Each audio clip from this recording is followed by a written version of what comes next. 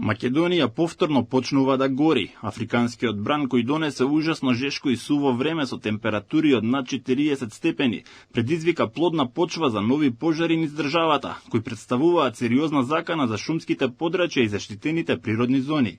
За само неколку дена огнот зафати повеќе региони, најкритична е состојбата во Националниот парк Јасен, каде од утрово огнени стихии го блокираа патот од Брезница преку Јасен кон Македонски Брод. Пламенот напредува низ мешаната шума поттикнат од високите температури. За среќа во моментов на територијата на државата активен е само еден пожар, еден е под контрола, а 14 се изгаснати. Од Центарот за управување со кризи вела дека будно ја следат состојбата и дека на терен веќе се излезени 40 припадници на армијата, а се гасне и од земја и од воздух. Активирани се и специјализираните возила, 3 хеликоптери и 2 ертрактори.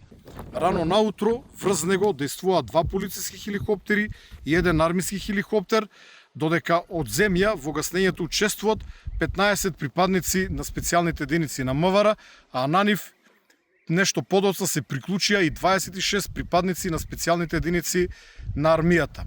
Покрај специјалците, во гаснењето на овој пожар учествуваат и екипите на јавното претпријатие Јасен, како и неколку екипи на национални шуми, кои што се обидуваат од земја да воспостават контрола врз овој исклучително тежок за гаснење пожар.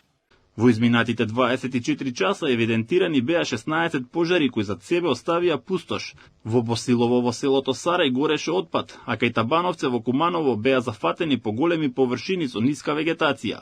Пожарот меѓу Ломница и Калиште во Врапчиште уништи делови од мешана шума, додека во Тетово гореше комбинација од ниска вегетација и ѓубре. Од СУК велат дека временските прилики во наредниот период може да создадат услови за нови пожари. Апелираат до граѓаните да се воздржат од активности во природа кои може да предизвикаат пожар и строго да ги почитуваат препораките за движење во шумските подрачја.